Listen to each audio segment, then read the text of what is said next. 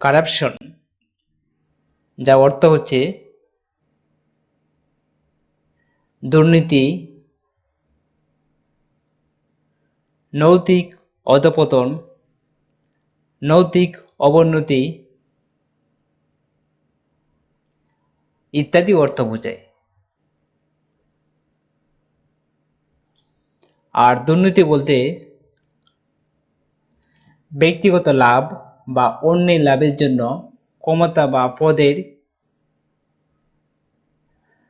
অপব্যবহারকে দুর্নীতি বলে। The corruption of minors at the hands of criminals. অপরাধীদের হাতে নাবালকদের দুর্নীতি।